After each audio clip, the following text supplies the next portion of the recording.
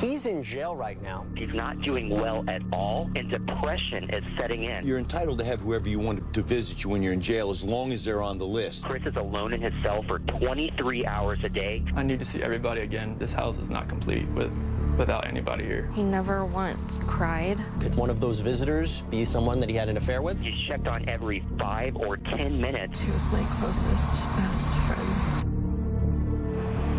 After confessed family killer Chris Watts was sentenced to 5 life terms, the immediate question became, well, where will he go next?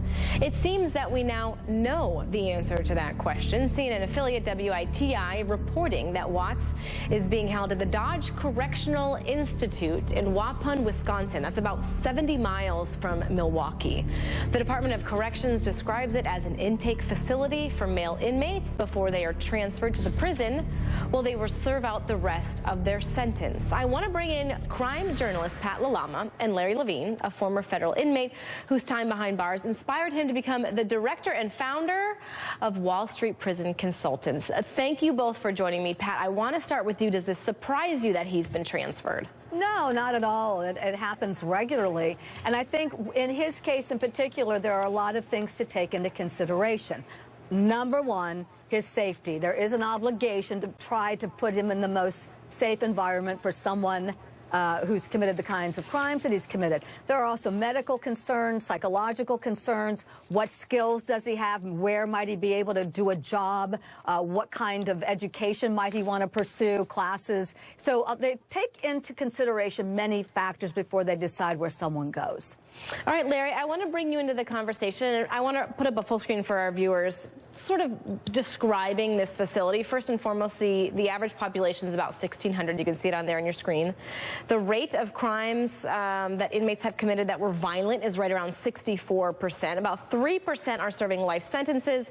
The average age is 36 years old. So I'm curious, does this boat itself, you know, to the safest, I mean, I don't know if you could say safest, but violence can occur in any facility. Am I right? This would be no exception with this type of demographic, if you will? This is a designation facility where they're going to evaluate him and determine where he's going to go. So other than maybe a group of cadre inmates who are maintaining the facility, nobody is staying there. Everybody is moving on somewhere. Perhaps people are getting ready to be released from Wisconsin DOC, and they're sending them there as a release location. But everything Pat said is true. They could have done this same thing again in Colorado. They didn't have to move him out of state to do this. This is really an embarrassment for the Colorado Department of Corrections.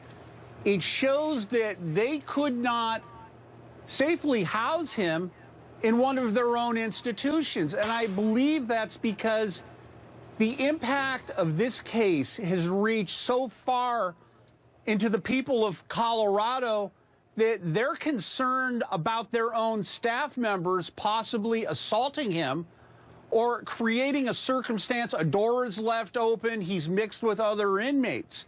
I mean, let's look at James Holmes back in 2016. He's the guy that shot up the movie theater in Aurora. Oh, yes, we remember. There was a situation there where he got assaulted in, I believe it was Cannon City, a secure facility, and it was determined that a staff member had made an error and another inmate was able to get to him.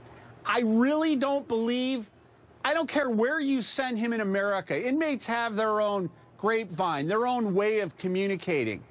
I venture to say that there are probably hundreds of inmates at where he's at now that already know he's there. And if they have the opportunity, they're going to reach out and they're going to get him.